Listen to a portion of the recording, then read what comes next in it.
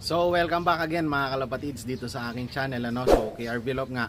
And for today's video mga kalapatids, bibigyan ko lang kayo ng konting update regarding sa mga pang summer warriors natin na ililipad nga this coming summer 2020 mga kalapatids. So konting update lang din regarding doon sa binigay na breeder cage ni John Paul Bermudo sa atin. Kasi nga napanood nyo yung previous vlog natin, nakabili siya ng bagong breeder cage na bakal, then maganda naman, kaya yung pinaglumaan niya is binigay niya sa atin. Tsaka may konting repair lang akong ginawa mga kalapatid, so ipapakita ko sa inyo, bibigyan ko lang kayong updates. And bago ang lahat mga kalapatid, kung bago ka pa lang sa aking channel, huwag mo kalimutan mag-like, mag-share and subscribe, hit the notification bell para lagi kayong updated sa mga bago kong uploads na video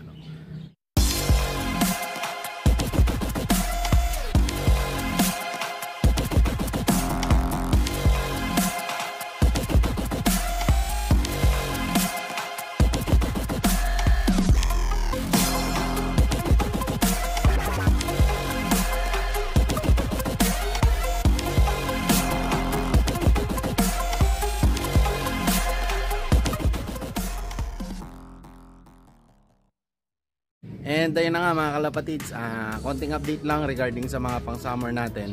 So ayan sila, yung ating flyer slope ng pang summer. Ayan, kung makikita nyo, nakapahinga yung mga ibon natin. And kung natatandaan nyo, binunutan nga natin yan ng mga pakpak. Finor smolt natin mga kalapatids para hindi sila magbawas pagdating ng karera. So papasok tayo sa loob, papakita ko sa inyo kung gaano kahaba na yung mga pakpak nila.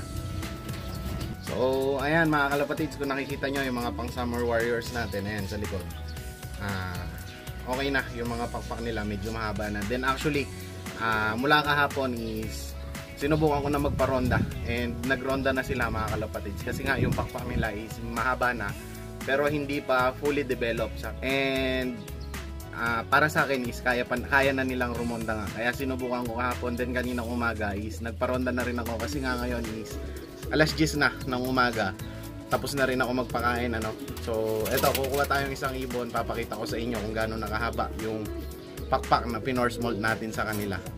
So bale ito mga kalapatids, yung isa nating ibon na panlaro this coming summer nga. So ayan yung pakpak nila, mapapansin nyo yung halos kasing haba na nung nahuhuli or yung hindi natin binunot.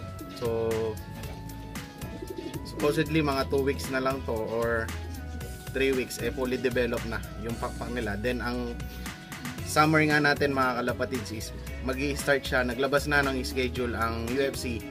So ipa-flash ko na lang sa screen, ayan, magi-start ang training natin is March 17. So yun ang first training ng UFC. Hindi ko lang matandaan kung Concepcion Tarlac ata or Bamban Tarlac yung first training natin. So bago dumating yung karera na yon, March 17 or yung training na yon mga kalapatids, fully developed na to, sigurado. So ayan, makita nyo, lahat naman sila ganyan na, hindi ko na iisa-isahin. Bali ito na lang yung isa sample natin, ayan. So okay na, yung pakpak nila medyo mahaba na, then nakaronda na nga, sabi ko nga kanina So ayan, isa sa mga panglaro natin this coming summer mga kalapatids. Then mapapansin nyo is puting-puti na rin yung ilong nya,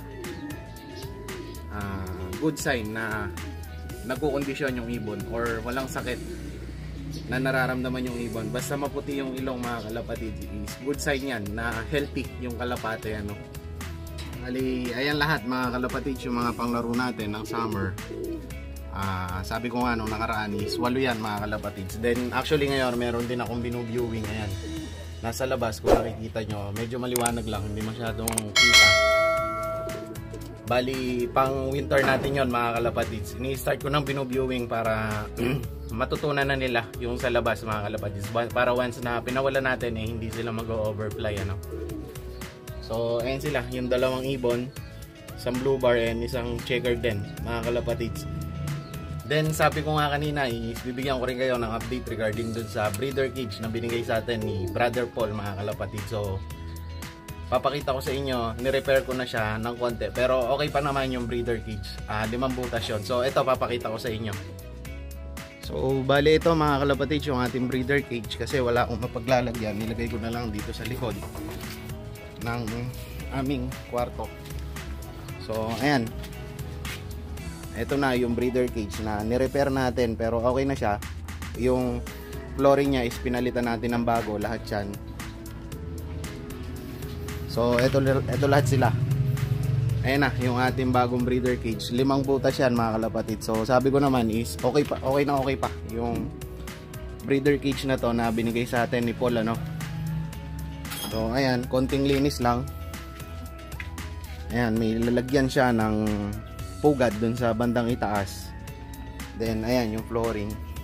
Maganda kasi na may patungan na ganyan yung ating breeder cage, kasi once na magsi second clutch tayo mga kalapatids is pwede nating ibaba yung isang pugaran nun, nandito nga sa itaas, then ibababa natin, maglalagay lang tayo ng bago doon, then magsi second clutch sila, doon sila ulit magpupugad sa taas mga kalapatids. So ayan, goods na goods pa yung ating breeder cage na galing nga kay Paul, ano. Then ito, sabi ko nga is nasa likod ng kwarto namin yan. Eto, bali ito yung bintana ng kwarto namin. Ayan. So katabi ko sila pag natutulog, ano, malapit sa akin. Sigurado pag gabi naririnig natin to mga kalapate. Do wala kasi akong pagpupwestuhan, sabi ko nga.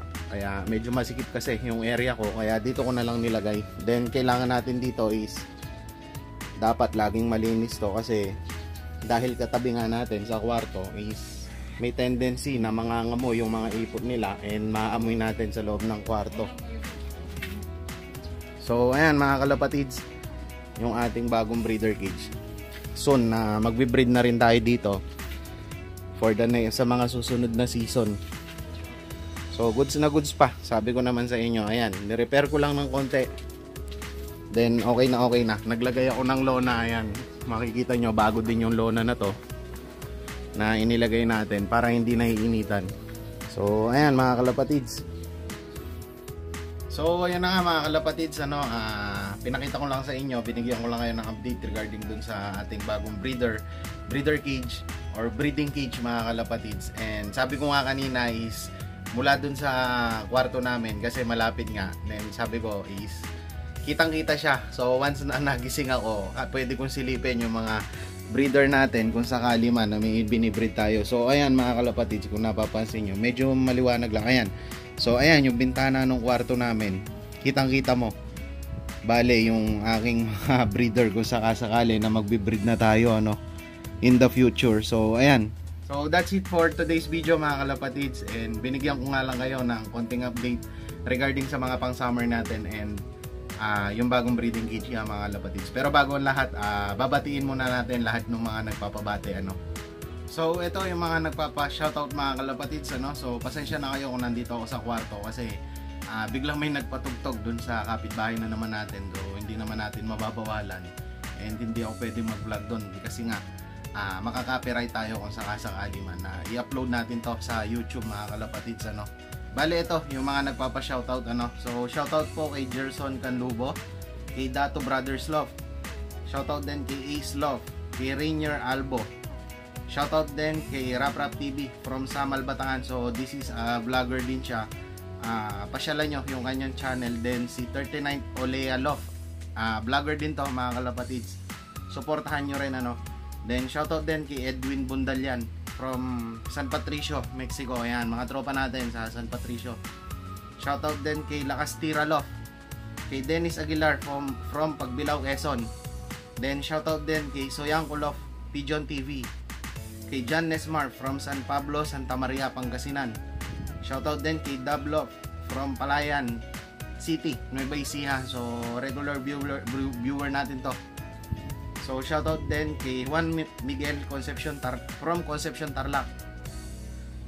Then shoutout din kay Jordan Caparos from Lucban, Quezon. Shoutout din kay Kyle Sorolla from Love TV. So isang vlogger din mga kalapatids, pasyalan nyo. Then kay Basti Love, ayan, shoutout din kay Dennis David. Then lastly kay Pigeon Racing Tres Marias Love TV. So ayun lang yung mga nagpapa-shoutout. Sa mga gusto magpa-shoutout sa mga future videos ko na i-upload ko pa, so just comment below, wag kayong mahiya.